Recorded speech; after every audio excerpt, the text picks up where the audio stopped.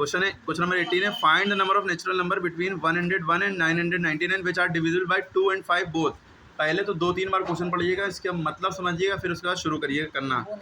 ठीक है, बोर्ड में इतना टाइम नहीं होता है कि आप बिना प्रैक्टिस के आप नहीं कर सकते। प्रैक्टिस होगी तो टाइम बचेगा, वरना दिमागदार है तो कर लेंगे, और इसको दिमागीन खा के करिएगा, थोड़ा दिमाग लगेगा इसमें। तो कितने नेचुरल नंबर आएंगे? नेचुरल नंबर क्या होता है ये ना सोचिए 1 से शुरू होता है, 1 से लिख दिया, नहीं, हर नंबर नेचुरल नंबर है। ठीक है, शुरू तो 1 से होते हैं, सारे ही नंबर 1 से इन्फिनिट तक नेचुरल नंबर है। ठीक है, तो कितने नंबर आएंगे? 101, 999 के बीच में। तो आप सोचेंगे सर 999 में से 101 घटा दो तो आंसर आ जाएगा 898, तो उतने नंबर होंगे, लेकिन ये गलत है, उतने नंबर नहीं। लेकिन आगे शर्त रख दी है, जो नंबर होने चाहिए वो 2 के टेबल में भी आना चाहिए और 5 के टेबल में। ये नहीं खाली 2 के टेबल में आता हूँ 5 के टेबल में नहीं, 2 के टेबल में भी आना चाहिए और 5 के टेबल में। तो आप क्या करेंगे भाई? पहली बात तो ये अरिथमेटिक प्रोग्रेशन का सवाल है, आपको पता होना चाहिए जब भी फाइंड द नंबर लिखा हो यानी कितने नंबर निकालने हैं, तो उसके लिए आपको फॉर्मूला याद होना चाहिए। an बराबर a + n - 1d लगता है, या tn बराबर a + n - 1d लगता है, या l बराबर a + n - 1d लगता है। ठीक है, ये जो फॉर्मूला है ये लगेगा कब? जब आपको a की वैल्यू पता हो, यानी फर्स्ट टर्म पता हो, कॉमन डिफरेंस यानी d की वैल्यू पता हो, है ना, और n की वैल्यू उसकी हेल्प से निकल आएगी। अब ये माजरा क्या है, ये सारी बातें समझ में आ गई कि इसके बीच के इतने नंबर निकालने।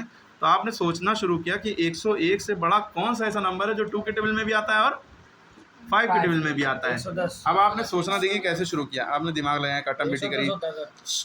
पहले आपने सोचा भाई 101 से बड़ा जो नंबर है हमारा 102 है, ये 2 के टेबल में आता है लेकिन 5 के टेबल में भी नहीं आता है।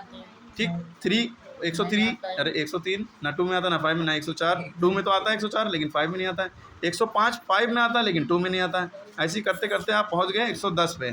110 जो है वो 2 के टेबल में भी आता है और 5 के टेबल में आता है, क्योंकि 2 के टेबल में कोई नंबर आता नहीं आता। इसकी ट्रिक ये है, चाहे जितना बड़ा नंबर हो, ठीक है, चाहे जितना भी बड़ा नंबर हो, जैसे 2 5 1 8 जो भी हो, 6, मतलब जो भी लास्ट डिजिट है, जितना भी बड़ा नंबर हो उसका लास्ट डिजिट देखिए। अगर उसके लास्ट डिजिट में 0 2 4 6 8 में से कुछ होगा, यानी 2 के टेबल में से कुछ होगा, तो वो 2 के टेबल में आता है। तो देखिए 110 की लास्ट में 0 है, यानी ये 2 के टेबल में आता है।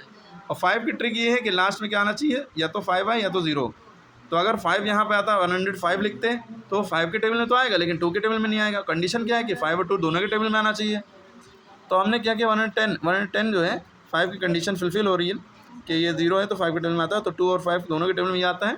तो 110 हमारा जो है वो पहला नंबर होगा, जो 101 के बाद जो 110 होगा वो 2 और 5 दोनों के टेबल में आता है। तो पहला फर्स्ट नंबर हमें मिल गया, यानी a की वैल्यू 110 लिख ली हमने। लास्ट नंबर क्या होगा भाई? लास्ट नंबर जो हमें दिया 999, 999 से छोटा कौन सा ऐसा नंबर होगा जो 2 के टेबल में भी आता है और 5 के टेबल में?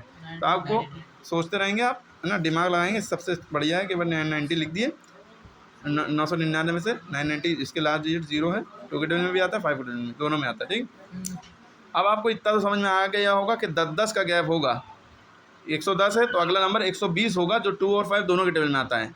अगला नंबर 130 होगा जो 2 और 5 के दोनों के टेबल में आता हूँ। ठीक है, क्योंकि लास्ट में 0 ही होना चाहिए, तभी 2 और 5 दोनों की कंडीशन फंसेगी। ठीक है, तो इसलिए कॉमन डिफरेंस आपका 10 आ गया, 10-10 का गैप होगा। ठीक, तो आपको a की वैल्यू पता चल गई, d की वैल्यू पता चल गई और लास्ट डिजिट भी पता चल गया। तो आप l वाला फॉर्मूला लगाइए। l बराबर होता है a + n - 1d। a माने होता है फर्स्ट टर्म, पहला नंबर ये है 110, l की वैल्यू लास्ट डिजिट आपकी ये आ गई, n माने नंबर ऑफ टाइम, यही निकालना कि कितने नंबर होंगे इन दोनों के बीच में, 101 और 999 के बीच में। तो n का n ही लिखा देते हैं, 1 का 1 लिखा। d की वैल्यू 10 का गैप है तो 10। अब आप इसको सॉल्व कैसे करेंगे? 110 को इधर ले आएंगे, माइनस में हो गया, इधर इक्वल टू यहाँ पे n - 1 10 लिखा हुआ है, इसमें से ये घटाया 880 आया, n - 1 इंटू 10 है तो इंटू में जो नंबर होता है वो नीचे चला जाता है, तो 880 के नीचे 10 चला गया, 0 0 कटा, 88 बचा। n - 1 80 बराबर 88 आ गया, ये -1 इधर आएगा, +1 हो जाएगा, तो 88 + 1 89। तो n के यानी 89 नंबर हैं किसके बीच में? 101 999 के बीच में, जो 2 के टेबल में भी आते हैं और 5 के टेबल में आते हैं। आप ये ना कर दिए कि 999 से इसको घटा दिया और 898 लिख दिया, गलत हो जाएगा। ठीक है, क्लियर होगी? थोड़ी लॉजिक लगी, ये सब रफली करिएगा। सवाल डायरेक्ट यहाँ से यहाँ तक का है, अरे समझे?